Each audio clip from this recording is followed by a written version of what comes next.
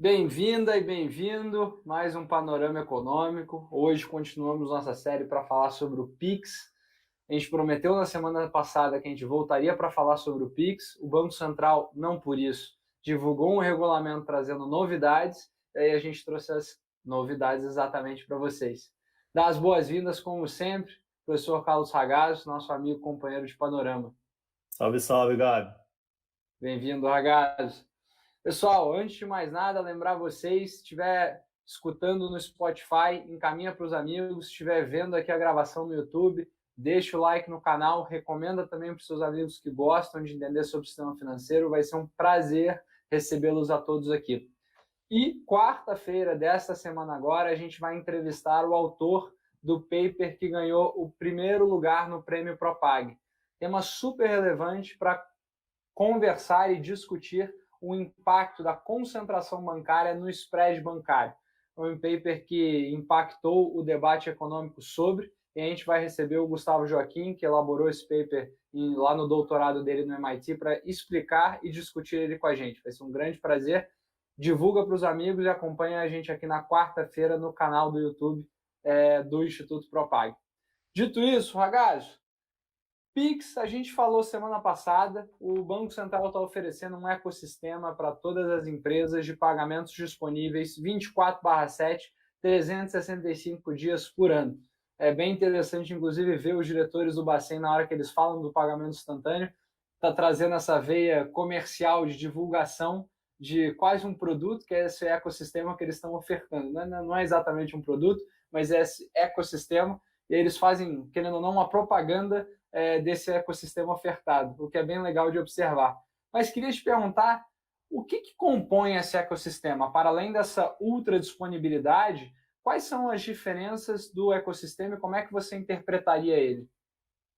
Eu acho que é interessante porque dentro dessa dinâmica que o Banco Central está tentando desenvolver para poder trazer a público algum esclarecimento, assim, as comparações são importantes, né? Então, de um lado, eles estão dizendo, olha, isso não é uma TED vitaminada, né? Tem um potencial de ser muito mais do que isso. E, aliás, não é um serviço, não é um produto, né? Na verdade, é uma plataforma que tem uma ideia multifuncional por meio da qual as empresas vão poder ofertar diversos tipos de produtos de pagamentos, né? Então, é como você falou, é um ecossistema. Tanto que a marca Pix é do Banco Central, mas os participantes do sistema de pagamentos instantâneos vão ter uma licença temporária, não exclusiva, intransferível, né, para poder utilizar no momento que ela foi aceita, que essa instituição for aceita como participante do Pix.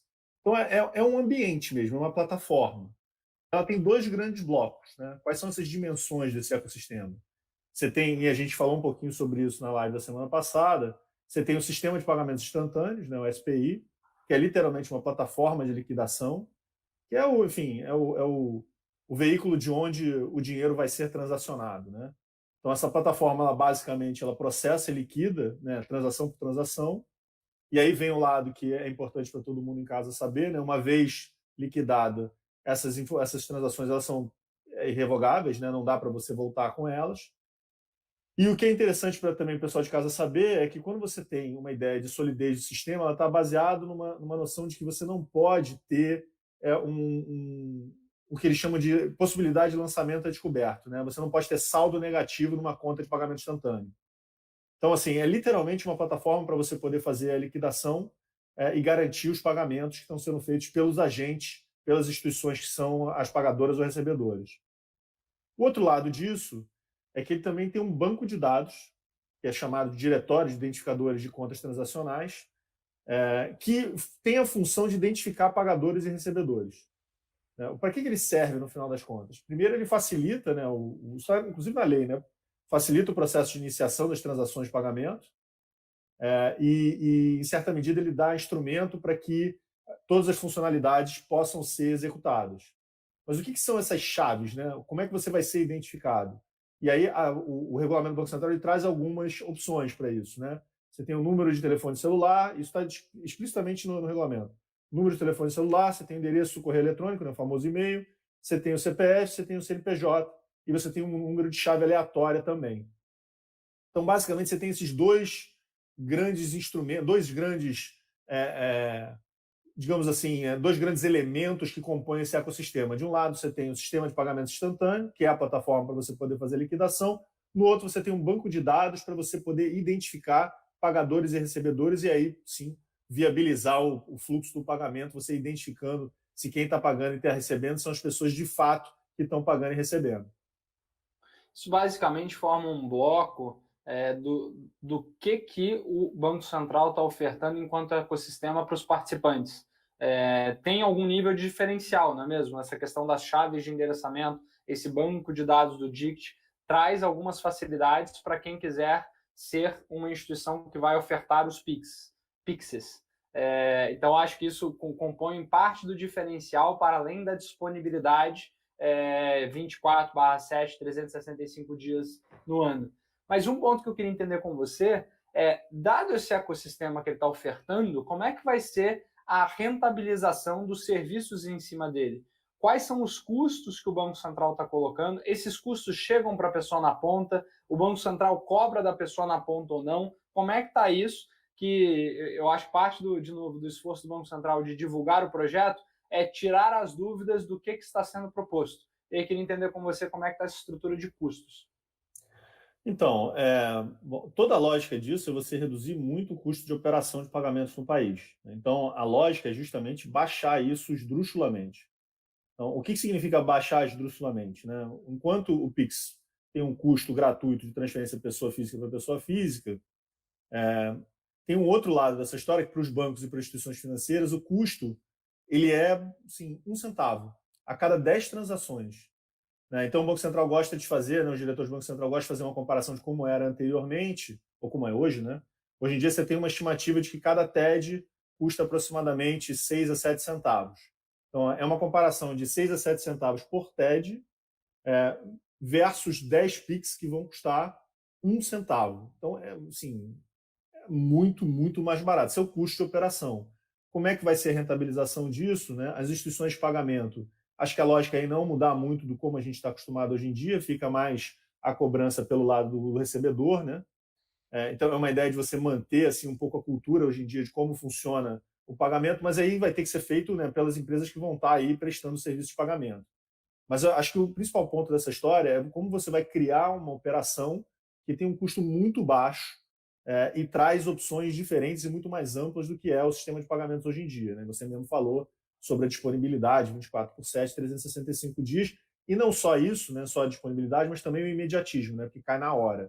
Então a ideia é você garantir o custo baixo para as empresas participantes, e a partir daí elas vão rentabilizar, observando, lógico, um ecossistema de competição que o Banco Central está estimulando. Né? A ideia é justamente não você poder baixar o custo de um lado e poder aumentar no preço do serviço do outro. Não é essa a ideia.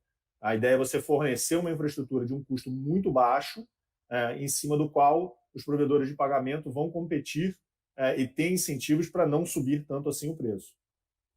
Eu acho legal a gente dividir essa discussão de fato nesses dois pontos. Primeiro, uma oferta de um custo muito mais baixo. E o segundo, como é que você garante com que esse preço mais baixo, você está fazendo muito esforço para disponibilizar, chegue na ponta.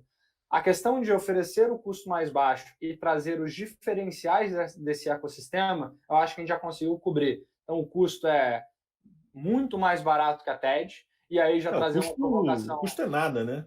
Custa muito baixo. O custo é muito baixo. Mas aí uma provocação que surge, talvez muito trivial, seja, se a TED é tão barata assim, por que na ponta chega tão caro? E aí entra a nossa segunda discussão, de como fazer chegar o custo barato na ponta.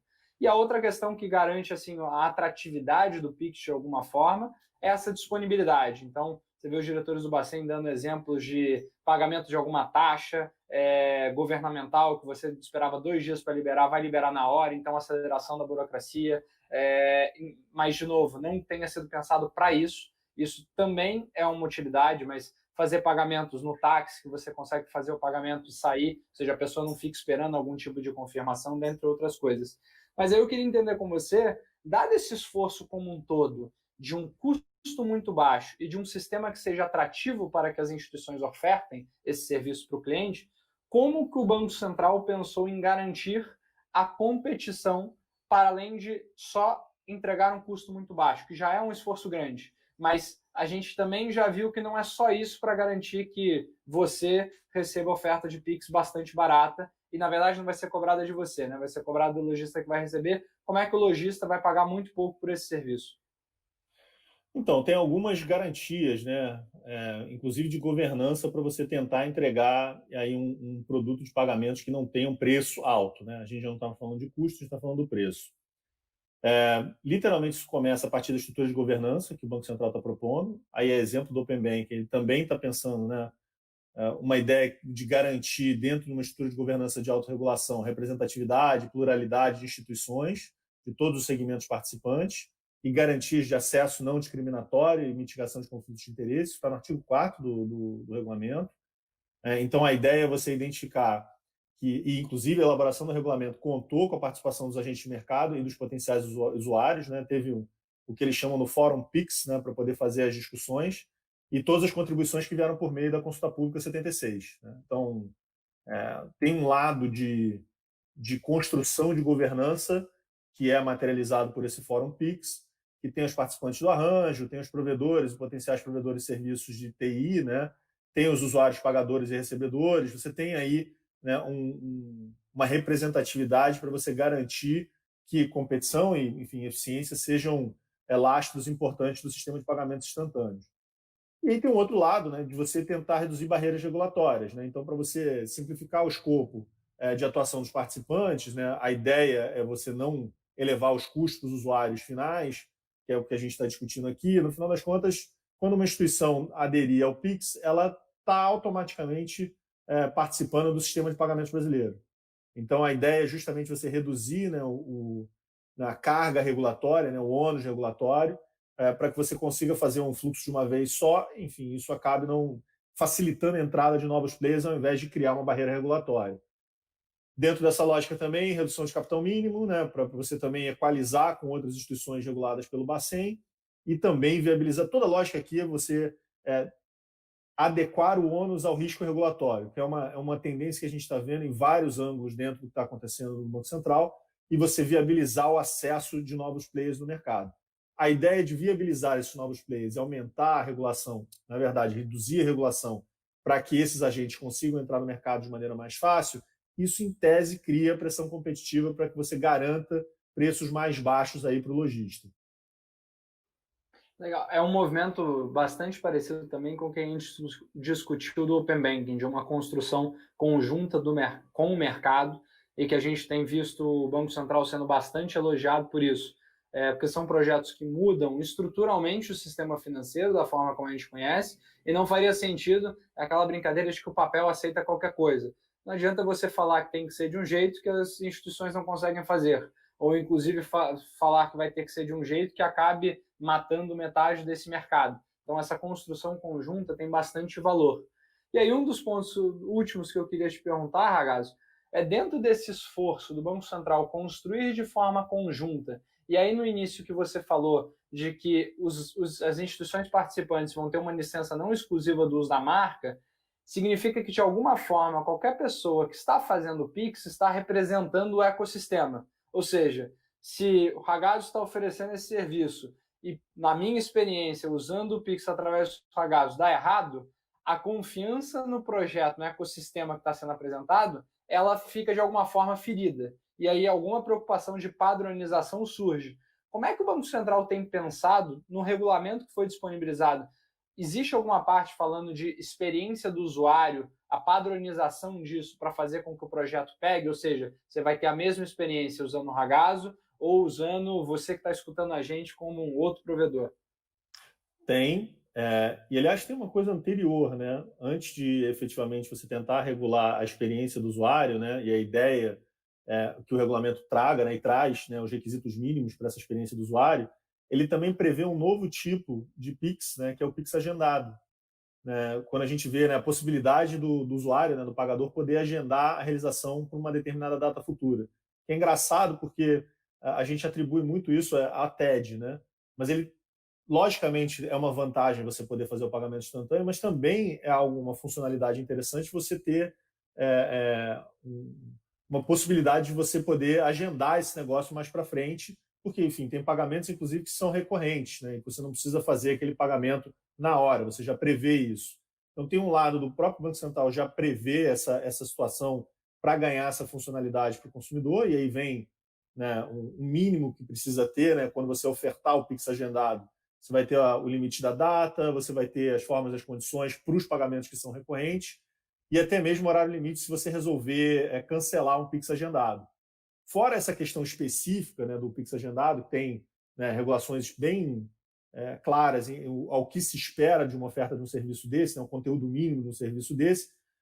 Você tem também a previsão da experiência do usuário com relação a uma série de experiências, né, desde a iniciação do Pix, recebimento do Pix, devolução do Pix. Isso é um artigo específico que está no regulamento do Banco Central. Eu acho que a preocupação aqui é fazer com que as pessoas adiram a esse novo modelo de pagamento, tendo uma experiência positiva, né? Já que a gente sabe que tem um fator cultural que impede as pessoas, ou pelo menos dificulta as pessoas, de entrarem logo no novo modelo, e certamente pagamento é uma dificuldade, a garantia da experiência é um fator para você empurrar esse lado cultural e conseguir fazer com que tenha maior adesão. Eu acho importante esse aspecto, e a gente vê isso também no Open Banking de uma maneira assim, mais ampla. Eu gosto bastante de olhar por esse ponto de vista, que é uma interseção entre Open Banking e Pix. Essa promoção de algo novo e a garantia de que o projeto que é seu enquanto Banco Central que está começando, mas que vai depender de todo o sistema financeiro para que seja bem implementado, você precisa tanto construir conjuntamente, quanto fazer combinados muito claros de como é que ele vai para a rua.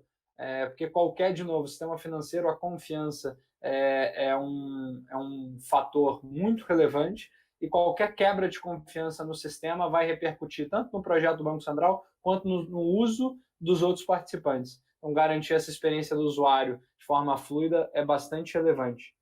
Agaso, te agradecer mais uma vez ter trazido as atualizações do último regulamento do Banco Central. Como a gente brinca aqui de tédio, quem gosta desse mercado não morre. Então, muito provavelmente nas próximas semanas tem mais Pix, tem mais Open Banking, tem mais agenda competitiva do Banco Central. A gente vai sempre trazer essas atualizações aqui em um período curtinho para caber dentro da sua semana. Muito obrigado, espero que vocês estejam todos bem, com saúde. A gente se vê quarta-feira agora na entrevista do primeiro colocado do Prêmio Propag e na semana que vem com o nosso panorama. Um abraço. Tchau, tchau, gente.